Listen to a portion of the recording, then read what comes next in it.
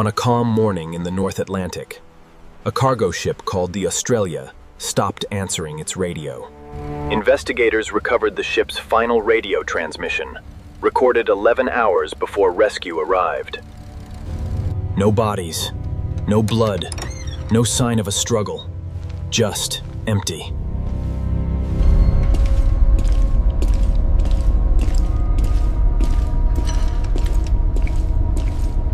When rescue crews finally boarded her 3 days later, the engine was still running. The coffee was still warm. The captain's voice was calm at first. Almost too calm. In the mess hall, plates of food sat half-eaten, chairs pushed back as if everyone stood up at once.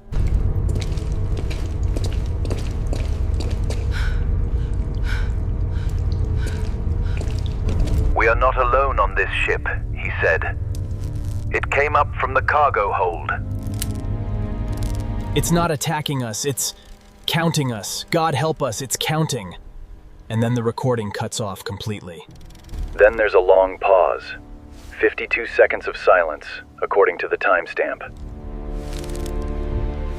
So the only question left was, where did 23 people go on a sealed ship in the middle of the ocean?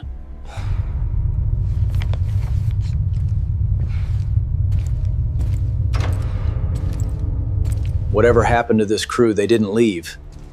They couldn't have.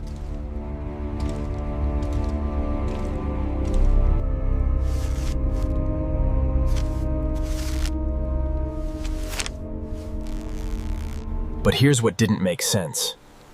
Every single porthole and door on this ship was locked from the inside. The early entries were routine. Weather, coordinates, nothing unusual. One entry just reads, "It doesn't come out during the day, only when the engine room goes quiet." The manifest said the ship was carrying industrial machine parts, nothing more. Against every instinct, the investigator made his way down to the cargo hold.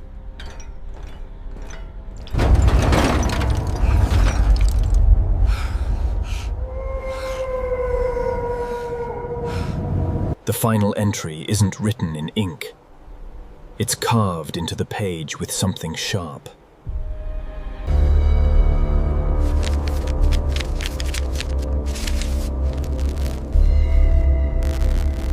But one shipping container stood apart from the rest.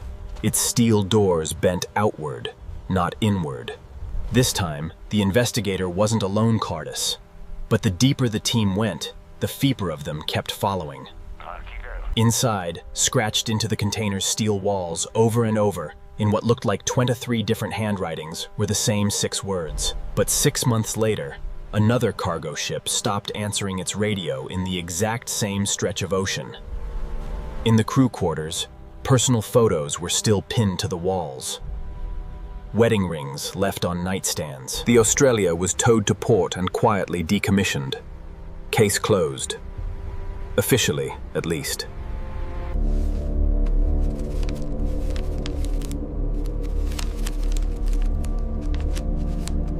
On the bridge, they found something new.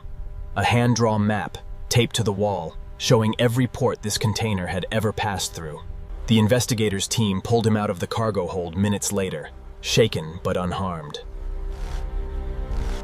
When they checked the ship's records, one detail stopped the investigator cold. That ship was carrying the very same shipping container. He boarded the rescue helicopter himself. 14 ports. 14 ships. Going back almost 60 years.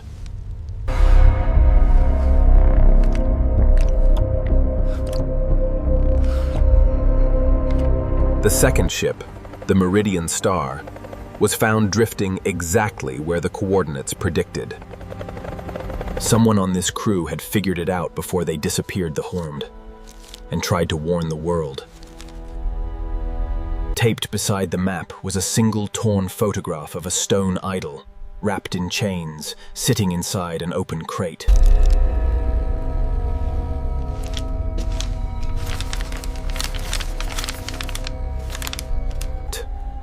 Nobody knows why the chains were removed. Some records suggest they simply corroded with time. We shouldn't have counted it twice.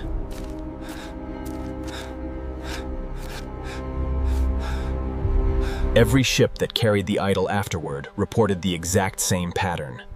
Calm for weeks, then sudden silence. The original shipping papers had a handwritten warning stapled to them from the island's port authority. Do not open the chains. Do not count what is inside. It remembers being counted. The moment the words left his mouth, the temperature in the hold dropped instantly. The investigator didn't wait to see what came next. He ran, up the stairs, across the deck, straight for the helicopter. And in every single case, the surviving crew members had counted something out loud in the final hours. A head count, a cargo count, anything. The investigator survived.